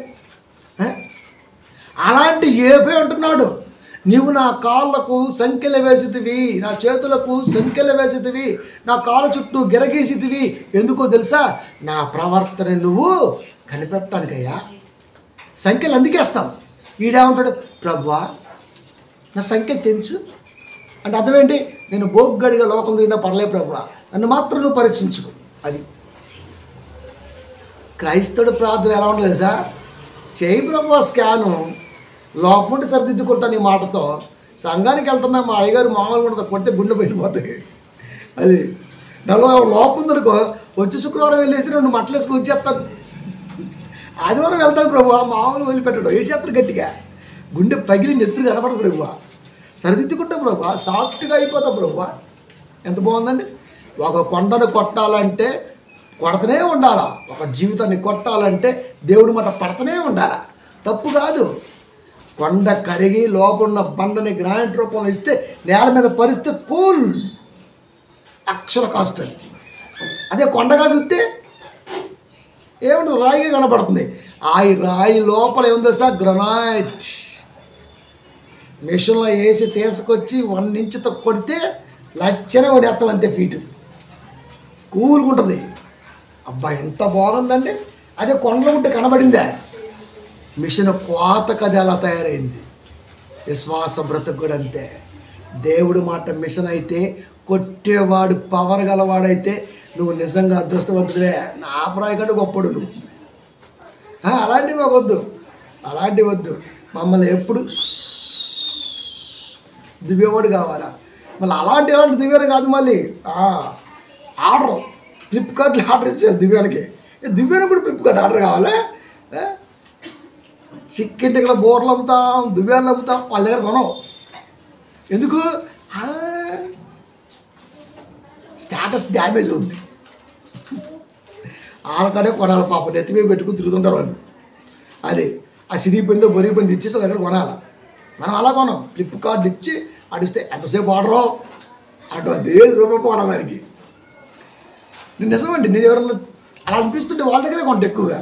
ఎందుకంటే పాపం వాళ్ళకి మనం కొనాలి. ఎవరు కొంటారు చెప్పండి? నెత్తి మీద కొట్టుకొని పోతుంటారు, వాళ్ళ దగ్గర కొనాలి. ఆగమ్మ పని లేకపోయినా సరే ఓ 10 రూపాయలు కొని ఎంత బాగుంటుంది. అమ్మాయి దించి అయ్యా కొద్దిగా నీళ్ళు అంటది పాపం. మీరు చూడండి, మీరు పిలవండి ఎప్పుడన్నా, అయ్యా కొద్దిగా నీళ్ళండి అయ్యా ఫస్ట్ అంటది. అంటే తన నెత్తి మీద ఉన్న బరువు అది దించితే దాగం అనిపిస్తుంది. కానీ దించేవాడు ఎవడున్నాడు? మనదంతా ఫ్లిప్కార్ట్ ఆర్డర్లేనే. ఆడే అన్ని ట్యాక్సులు దొబ్బేస్తాడు, మొత్తం ముస్తి మురకాన మొత్తం పడేస్తుంటాడు. స్టైల్ ఇక్కడే నీ మనసు తెలిసిద్ది. నిజం. రోడ్డు పక్కన హోటల్ కూడా చూడండి. నేను ఐ క్లాస్ హోటల్కి వెళ్ళని తెస్తాను, అసలు వెళ్ళను ఐ క్లాస్ హోటల్కి. మన బోర్డు చూసి, గ్లోసరీ బోర్డులు చూసి, బ్లాక్ లైట్ బెంటెడ్ బోర్డు వెళ్ళను నేను. ఎవరైనా ఎక్కడ ఉంటే ఫ్రెష్గా పెడితే ఫస్ట్ ఆ కారు అవుతా, అడిగి తింటా. ఎంత అడగను, 100 రూపాయలు ఇస్తా. అంతకంటే ఎక్కువ ఉంటుందా? ఉండదు. ఓ 70-80 ఉంటుంది. వాళ్ళు ఇచ్చేస్తారు చేంజ్, తీసుకోవాలి పెడతా అంతే. లెక్కని మళ్ళా ఎందుకంటే అక్కడ ఆల్రెడీ బోర్డు పెట్టుకున్నాడు, రోడ్డు పక్కన చెట్టు కింద పెట్టుకున్నాడు. నువ్వు తింటే 10 రూపాయలు వస్తే వాడికి ఆహా కూర్చోవాలి, కాళ్ళు ఊపుకుంటూ తినాలట. యాడిది హెచ్చురు మేమ్మ మీయ బురదొక్కే జాదారు, నిన్ను పెండ బిసికే జాదారు. ఈ గుర్తుండవు. ఎందుకు? ఏరు దాటినాక తెప్ప తగలేసే మనసున్న వాడికి మనం గొడ్డు కారం తిని వచ్చిన స్థితులు గుర్తుండవండి. రొయ్యలు తినేస్తున్నానా, పేలు తినేస్తున్నాను అని చెబుతున్నాను దగ్గరే. అది స్థితి. ఎక్కడ స్థితి చెబుతున్నాడు తిమోతికి? ఎన్నెంబ్రే అని వారు మోషేని ఎదిరించారు. ఎందుకు ఎదిరించారు? మోషే ఏం తప్పు చేశాడు? ఏం తప్పు చేశాడట? 6 లక్షల కాల్బలాన్ని తీసుకురావడం మామూలు విషయమా? అయ్యో బువ్వా నాయనో బువ్వ నెడుతున్నాడు. అక్కడ నీళ్ళు ఇచ్చిన సంతోషపట్ల, ఆకాశం నుంచి పూరీలు కురిపించిన సంతోషపట్ల, తిని ఇక్కడ దాకా ఏలు పెట్టి కక్కుంటున్నారు తప్ప అసలు ఎలా పడ్డది ఆకాశం అనుకోవట్లే వాళ్ళు. దైవ కార్యక్రమాలు కంటితో చూసి కూడా నమ్మని జనం ఆనాడు ఉన్నారు. ఈరోజు కూడా సత్యాన్ని ప్రేమించకుండా పేరు కోసమో, ఫేమ్ కోసమో, ప్రఖ్యాత కోసమో, గుర్తింపు కోసమో ప్రాకులాడే ఎదవలు కూడా సంఘాల్లో ఉంటారు. ఇలా ఉంచుతాడా దేవుడు? ఒకవేళ దేవుడు కరుణించినా నేను కరుణించను. ఎందుకంటే ఐఎమ్ రఫ్. నేను వ్యాపారం చేస్తే కదండి. ఒక ఏస్కెల్ అన్నట్టు, ఒక ఏసియా అన్నట్టు ఎవరు ఉండాలి? నేను నా ఇంటి వారు దేవుణ్ణి. అంటే అర్థం ఏంటి? దేవుణ్ణి ప్రేమించాలంటే గుంపు కావాలా? తిరణాల వాతావరణం కావాలా? నీ ఇంటి వారు ప్రేమించాలి యథార్థ హృదయముతో ఉండరా? ఎదిరించి నట్టు వీరును చెడిన మనసు కలిగి విశ్వాస విషయములో భ్రష్టులై సత్యమును ఎదిరింతుడు. సత్యాన్ని ఎదిరించి పడేశారు అంతే. ఎదిరించారా? ఎదిరించేశారు. 1 తిమోతి 1:20 వారిలో హ్యూమనైనను అలక్షణులు ఉన్నారు. వీరు దూషింపబడకుండా శిక్షింపబడుటకై వీరిని సాతానుకు అప్పగించితిని. వీరిని ఎవరు ఏమనొద్దు. అసలు మీరు ఎవరు వాడితో పట్టించుకోండి, అసలు పట్టించుకోవద్దు. నేను దయ్యానికి ఇస్తున్నా తీసుకెళ్ళి. ఈ మాట ఎందుకు ఆడాడు? చేయరాని కార్యములు చేయుటకు 1:28 రోమా. చేయరాని కార్యములు చేయుటకు దేవుడు వారిని భ్రష్ట మనసుకు అప్పగించాడు. దేవుడు దెయ్యానికి అప్పగించాడు. మళ్ళా దేవుడికి అప్పగించి మళ్ళీ ఎందుకు? డైరెక్ట్గా మనం ఇచ్చేపోవాలా? ఇచ్చేద్దాం దెయ్యానికి. ఇక ఆడేసుకో, బాగా ఆడిని లేపేసి అంబారికంటే గొప్పగా లోకంలో చూపించేసి ఇచ్చేసుకో. చేయరాని కార్యములు చేయుటకు దేవుడు సాతానికి అప్పగించాడు కనుక పౌలు గారు కూడా డైరెక్ట్గా దెయ్యానికి అప్పగించాడు. ఇక వాడిష్టం, వాడు ఆడిందే ఆట, పాడిందే పాట. అది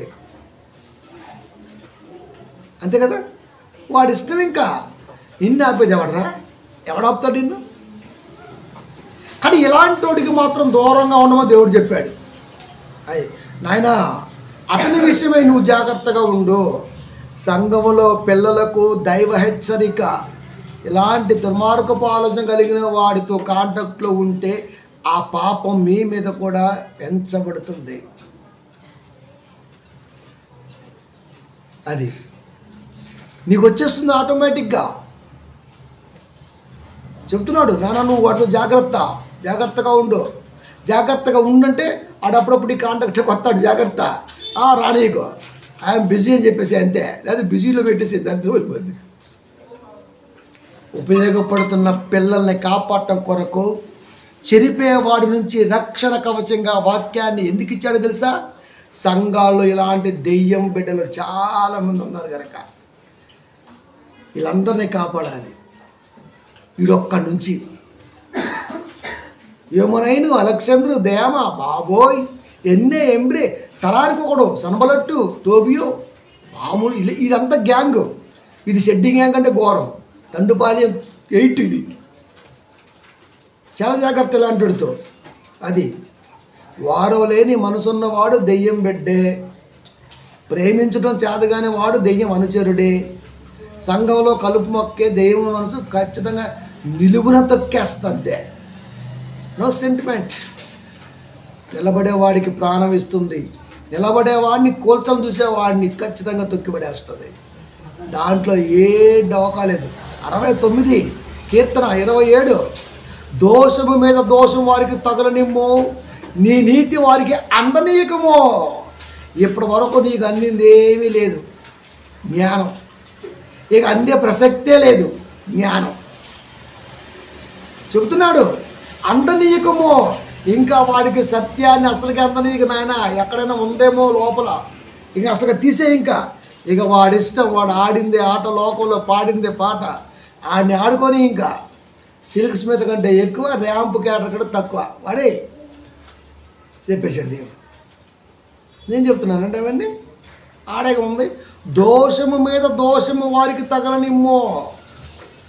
తప్పు మీద తప్పు, తప్పు మీద తప్పు వాడు చేస్తూనే ఉండాలి. కంటిన్యూ చేయండి. నీ నీతి వారికి అందనీకము. నీతి అనగా వాక్యము. నీ వాక్యము వాడికి దరిదాపుల్లో కూడా ఉండకుండా చేయి. వాడు ఎగిసిపడే తత్వం లోకం చూడాలి. వాడు తినే దెబ్బ అహేశ్వరోషు కూడా ఆశ్చర్యపోవాలి, నెబుకద్నెజరు కూడా ఆశ్చర్యపోవాలి. సామెతలు 22:12, యెహోవా చూపులు జ్ఞానము గల వారిని కాపాడును, ఘాతకుల మాటలు ఆయన వ్యర్థము చేయును. యెహోవా చూపులు జ్ఞానము గలవాడిని కాపాడును అంటే వాక్యము ద్వారా సంఘములు కాపరి మాట హెచ్చరికతో మిమ్మల్ని కాపాడతాయి అని చెబుతూ, విశ్వాసఘాతకుల మాటలు ఆయన వ్యర్థము చేయును.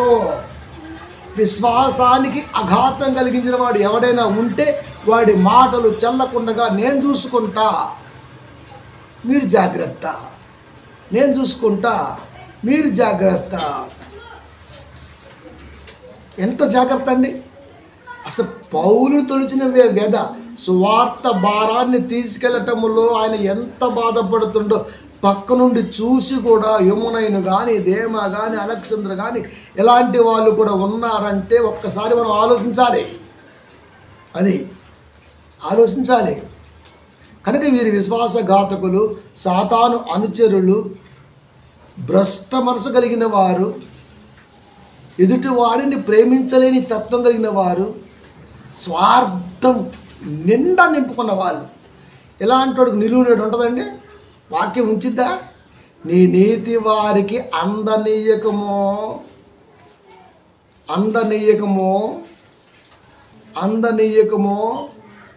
అంతే, జ్ఞానానికి బ్రేక్. ఇక వెకిలి చేష్టలకి, కోతి చేష్టలకి ఓపెన్ ద డోర్. ఎల్లో పరవలు తొక్కేసే. ఇంకా అది నీ ఇష్టం, కానీ జ్ఞానం మాత్రం ఉండదు. ఎందుకంటే అసలు జ్ఞానం ఉన్నవాడితో సహవాసం చేస్తే కదా. వీపీ గారితో సహవాసం చేసే వాళ్ళందరూ నిజంగా వీపీలే.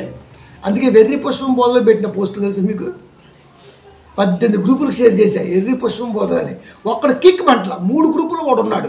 వాడు కిక్ మంటల. కీక్ మంటే కొడదామని చూస్తున్నా, కానీ కీక్ మంటే కదా. పుష్పం గారితో సమాసం పుష్పం గాడే చేస్తారు మరి. అది కాదా? అపోస్తకాలు 21 లాస్ట్ మాట 13, పౌలు ఇదెందుకు మీరు ఏడ్చి నా గుండెని బద్దలు చేసేది ఎలా? నేనైతే ప్రభు అయిన యేసు నామము నిమిత్తము యెరూషలేములో బంధింపబడుటకు మాత్రమే కాక చనిపోటుకు సిద్ధంగా ఉన్నాను చెబుతున్నాడు. పౌలు ఇదెందుకు మీరు ఏడ్చి నా గుండెని బద్దలు చేస్తున్నారు ఎందుకు? సువార్త కొరకు సావడానికి సిద్ధంగా ఉన్నా, సువార్తని బ్రతికించడం కొరకు ఏదైనా ఎదిరిస్తా, దేన్నైనా సరే ఆటంకపరిచి దాన్ని తీసేస్తా. అయ్యో అయ్యగారు ఎందుకు అలా, ప్రేమ కలిగి ఉండండి, కొంచెం ఇలా ఉండండి, ఇలాంటి చెప్పారనుకో, అది నా గుండెను బదులు చేస్తుంది. కనుక మీ సలహాలు నాకు వద్దు. దైవ సలహాలే మీరు తీసుకోవాలి. సంఘం ఎప్పుడు కూడా దైవ సలహాలు తీసుకోవాలి. సంఘం దేవుడికి సలహా ఇవ్వకూడదు, వాక్యానికి సలహా ఇవ్వకూడదు. ఇదెందుకు? పౌలు అంటాడు ఇదెందుకు నేను ఎందుకు వచ్చింది లోకానికి? సువార్త కొరకు ప్రాణం పెట్టడానికి నీరోగాడు బంధించిన వెనక్కడుగు లేకుండా పోతా. ఈ లోపల జ్ఞానం నేర్పుతా, సత్య సంబంధీకులను తెలియపరుస్తా, అబద్ధ బోధకులను చూపిస్తా, ప్రతిదీ మీకు తెలియజేస్తా, మీరు జాగ్రత్త. ఇన్ని చెబుతున్నాడు. అయ్యయ్యో, కాస్త ఓర్చుకోవచ్చుగా, కాస్త చూడొచ్చుగా, కాస్త ఆలోచించవచ్చుగా. ఆలోచించటాలు చూడటాలు లేవ్, అంతే. ఇంకా వేసి తొక్కితే బుడుగులో పోవాల్సింది. ఇంకా మీరు ఏడవద్దు. మనం ఇందాక వచ్చినప్పుడు పిల్లలకు ఒక మాట చెప్పిన, ఏమని, జగపతి బాబు హీరో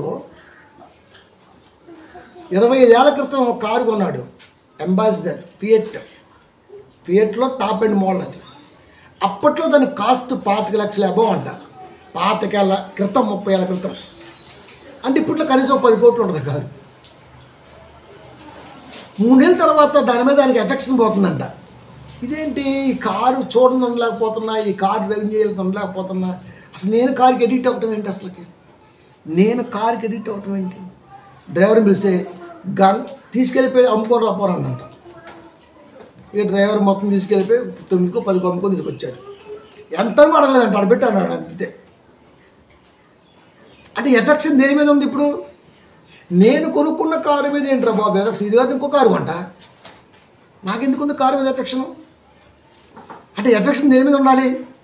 నా మీద నాకు ఉండాలి ఎఫెక్షను. నేను కారు మీద పోయానంటే బలహీనపడిపోతున్నా. కారు లేకపోతే, అది తాగకపోతే ఎట్లా, ఇదేం తలంపు నాది అంతే. అప్పటి నుంచి వాడు ఎఫెక్షన్ ఏదైనా మళ్ళీందంటే పీకెత్తున్నానండి అంతే. అందుకని ఇంత బలంగా ఉన్నా అంటాడు. నిజంగా నాకు అనిపించింది, అసలు వాక్యం మీద ఎఫెక్షన్ ఉంటే ఎవరికైనా ఇక మిగతా ఎఫెక్షన్ కనపడదు కదా. మనం కూడా అంతే. ఏంటి అనిపిస్తుంది మనకి. ఒకటే, నేను చర్చికి వెళ్తున్నా దేవుడి మాట కొరకు, నా పక్కోడు వచ్చాడా రాలేదా నేను అసలు చూడను. శుక్రవారం చూడలే, 7:30కి స్టార్ట్ చేసి అప్పుడే మీరు వచ్చారు. ఎందుకంటే వరల్డ్ వైడ్గా వెళ్ళాలి మాట. అది ఈ గొప్ప సంగతులు దీన్ని స్టూడియోలుగా మలిసి ఒక్కనే కూర్చొని చెబుతారు రోజుకు ఒక ప్రసంగం. నాకు మీతో సంబంధం లేదు. మీరు వింటే, నిలబడితే పోస్టర్ల ద్వారా దేవుడి సువార్త అలా చేస్తా, లేదంటే నెట్ పెట్టి ఇలా చేస్తా. సువార్త అయితే ఆపను. ఇప్పుడు చెప్పండి, ఏది కరెక్ట్? నిజం మాట్లాడితే మనం స్వీకరించాం, కానీ అది నిజమేని తెలిస్తే నిజంగా గౌరవపడతాం. అంటే చర్చి వాతావరణం అనేది నేను వెళ్ళాలి, నాకు ఎవరితో పని లేదు, నేనే వెళ్ళాలి అంతే. నా కుటుంబం వెళ్ళిందా లేదా, నేను వచ్చానా రాలేదా, ఇది ఎంత బాగుందండి, ఇదేంటి వాళ్ళు రాలా వీళ్ళు రాలి అంటే ఇప్పుడు నువ్వు ఎవరి కోసం వస్తున్నావు? ఎవరి కోసం వస్తావు? తిరణాల సంత కోసం వచ్చావా? దేవుడికి నువ్వు ఎక్కడున్నా కనబడతావు. సంఘంలో నువ్వు కనబడు ఫస్ట్. రానోడితే నీకెందుకు? ఆడు బోగ్గాడు అనుకుందాం, బోగ్గాడే. ఆడు విశ్వాసఘాతకుడు అనుకుందాం, విశ్వాసఘాతకుడే. ఆడు సాతాను అనుచరుడు, రంగు బయటపడింది అనుకుందాం, అలాగే. లేదా కారంతో ఆగాడు అనుకుందాం, అది ఓకే. ఏదైనా మనకు అవసరం లేదు. నేను సంఘానికి వచ్చానా, దేవుడి మాట విన్నానా, దేవుడి మాట నేను గ్రహించానా, అంతే. ఇట్స్ మై బిజినెస్, ఇది నా పని. ఈ తలంపు ఎవడుకుంటుంది? ఆడేం చేస్తాడా, ఆడు పెన్ను చెవులో పెట్టుకుంటూ ముక్కులో పెట్టుకుని తిప్పిండు. ఏంది నువ్వు చర్చికి ఎందుకు వస్తున్నావు అసలుకి? ఊరికి పళ్ళలో ఏం పెట్టుకోండి, ఇవన్నీ ఎందుకు చూస్తారా? ఊరికి ఎట్లా ఏం దొంగ చూపులు, దొంగలు పట్టే రకం ఇది నిలవదండి. మనం వచ్చామంటే నేను వాక్యం కొరకు వచ్చాను, ఈ సమయంలో కాబట్టి ప్రసంగం చేస్తాడు, సో నేను వెళ్ళాలి, నా కుటుంబంతో వెళ్ళాలి అంతే. ఎవడొస్తే ఏంటి, రాకపోతే ఏంటి, ఆగిద్దా? నువ్వు కాదు అక్కమొగుడు కాదా? కనుక సువార్త అనేది నేను నువ్వు చేసేది కాదు. నేను అనుకుంటే నేను చేసేది, నువ్వు అనుకుంటే నువ్వు చేసేది, నువ్వు కలిసి మనం అనుకుంటే మనం చేసేది. మనం చేయకపోయినా దేవుడు ఆపుతాడా? నువ్వు కాదు, నీ బాబుతో చేపిస్తాడు. అది కాబట్టి ఇక్కడ నువ్వు దేవుడికి లెక్కేం కాదు. నమ్మాడు, వీడు కొద్ది కాలం ఆయుష్ ఉంది, వీడు చేస్తాడు, ఓకే వదిలేద్దాం, వాడు చేసుకుంటూ వెళ్ళిపోతాడు అంతే. తర్వాత ఎంత చేసాను లెక్కలోకి వచ్చింది. ప్రభువా 70 చేశానా, 60 చచ్చిందా, పాస్ మొత్తం దాటానా అంటే ఎట్లా? అంటే లెక్కేసుకొని చేస్తాం సువార్తని. లెక్కలేని మనస్తత్వంతో చేయాలి. అది కనుక మనకు ఆగస్టు నుంచి మళ్ళీ సెప్టెంబర్లో ప్రసంగాలు, మళ్ళీ అక్టోబర్లో ప్రతి నెల పోస్టర్లు, మీ అందరి ఫోటోలు కలకలకలాడిపోతాయి అంతే. అది ఆగస్టు 11న మనం ఆదివారం పోస్టర్లు బయటేస్తున్నాం. ప్రేయర్ అయిపోయిన తర్వాత అంతకుముందే తమ్ముడు రాజు బ్రదర్ దాన్ని రెడీ చేసి ఉంచుతాడు. క్రాంతి రాజు భోజనం చేసినాక మనం 4 గంటలకే 2 గంటలకు క్లోజ్ చేద్దాం. ఎక్కువ 5-6 డిపార్ట్మెంట్ లేదు, 5-6 ఏరియాలు వేద్దాం, ఎక్కువ వేయద్దు, ఇంటికి వేయద్దు. కొన్ని కార్నర్లో వెళ్ళి కుమార్ బ్రదర్ ఆటోలో కొన్ని కార్నర్లో వెళ్ళి, అది బాగుంటుంది మనకి ఆటో, వెళ్ళిపోయి మంచిగా 20-10 వేసుకొని 6ంటికే వెళ్ళిపోతాం. నైట్ ఏమైతే దొంగలం కాదు, మనం పగలేసేద్దాం, ఆడబెడతాం అంతా పక్కన. ఈరోజు ప్రిపేర్ అయ్యి ఉంటుంది. ప్రతి నెల కంటిన్యూ అయితే అంతే. ఇంకా అక్కడి నుంచి ఇప్పటి వరకు వినని ప్రసంగాలు చెబుతున్నా. యోహాను బాప్తీసం, మెల్కీసెదెకు, మామూలుగా ఉంటుంది మరి మెల్కీసెదెకు, మరి దుమ్ ఎన్ని సంగతులు అయితే నేను చెప్పకుండా ఆపానో అవన్నీ మళ్ళీ రిపీట్ చేస్తాను. కాబట్టి ప్రియమైన దేవుని పిల్లరా, సువార్త భారంతో వెళుతున్న వాడికి నువ్వు భారం కాకూడదు, దేవుడు దాన్ని మెచ్చడు. నువ్వు స్వార్థంగా ఉండకూడదు, దేవుడు దాన్ని మెచ్చడు. నువ్వు ఏదో ఆశించకూడదు, దేవుడు మెచ్చడు. నిన్ను ఖచ్చితంగా అలెగ్జాంద్ర, దేమా, యోమనైను, సన్బలాటు, టోబియో, ఎన్ని, ఎంబ్రే, తొక్క, తొట్టుకూర, కట్ట, పీసు లిస్టు జాయిన్ చేస్తాడు. ఆ తర్వాత అన్ని కటకటి తగలేసి వదిలేస్తాడు అంతే. ఎవడైనా మట్టిలోకి పోవాల్సిందే. భూమి మీద బతికుండగా సత్యం కొరకు ఎంత గొప్పగా నిలబడ్డామన్నది మాత్రం కావాలి. అది వీపీ గారితో సభలు పెట్టించే వాళ్ళంతా వెర్రి పుష్పాలే. ఆల్రా వాడికి బచ్చా తెలుసా, పైగా దొంగ బోధకుడు, వక్రీకరణలో దిట్ట, వాడితో సవాసం ఏంట్రా ఊలే. వాడికి వాక్యం వస్తే నిజం అనుకో, నేను కూడా సపోర్ట్ చేస్తా, పర్లేదు వాక్యం. అసలు వాడేవాడండి, నాకు ఎంత ఆశ్చర్యం అంటే యేసులో రక్తం కూడా ఆదాము లేదంట. బా ఈడమ్మ వక్రీకరణ మనసు కలిగినటువంటి గాడు ఈడేవాడే అసలుకే. కనుక ఇది ఖచ్చితంగా వెర్రి పుష్పం గాడే. అది కనుక అందుకని పోస్టర్లు పెట్టే వెర్రి పుష్పం బోధలని. ఈ ఎర్రి పుష్పం కూడా చుట్టూ ఎర్రి పుష్పాలు చేస్తాయి. అది అది కరెక్టే మరి. కాబట్టి ఇలాంటి స్థితిలో ఎవడున్నా దేవుడు తులిసేస్తాడు, ఒలిసేస్తాడు అంతే. కనుక దేవుని మనసు అనేది ఎప్పటికప్పుడు పొలం లాంటిది. కలుపు మొక్కల్ని పీకేస్తూనే ఉన్నా, 2012 నుంచి పీకేస్తూనే ఉన్నా. అది కాకపోతే కొన్ని మొక్కలు ముందు పోయినాయి, కొన్ని మొక్కలు వెనకాల పోతాయి అంతే. ఏ కలుపు మొక్కని దేవుని మనసులో ఉండనివ్వా. ఎందుకంటే నేను బ్రతికినంత కాలం నా పిల్లగా ఉన్న మీకు సత్య సంబంధములో పాలిభాగస్తులుగా మాత్రమే చూస్తా. అంతకు మించి తలంపు పుట్టిందా, నేను పీకే సమయం రాకముందే నువ్వే పీక్కోవాలి. అది నీ ఎదుగుదలకు మంచిది. నేను పీకితే ఘోరంగా ఉంటుంది.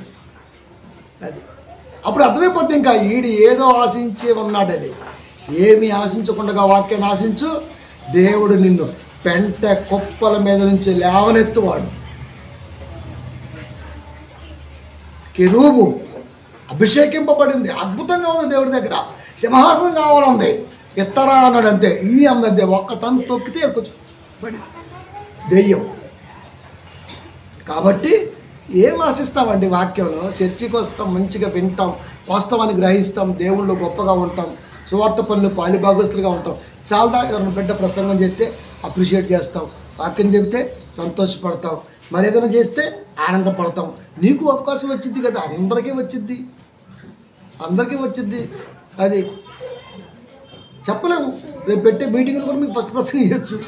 అదంతా అన్ఎక్స్పెక్టెడ్, అంతా ఎవరికి ఇంటిమేషన్లు ఉండవు. అది అంత అలర్ట్గా మీరు ఉండాలి, అప్పుడు దేవుడు మెచ్చుతాడు.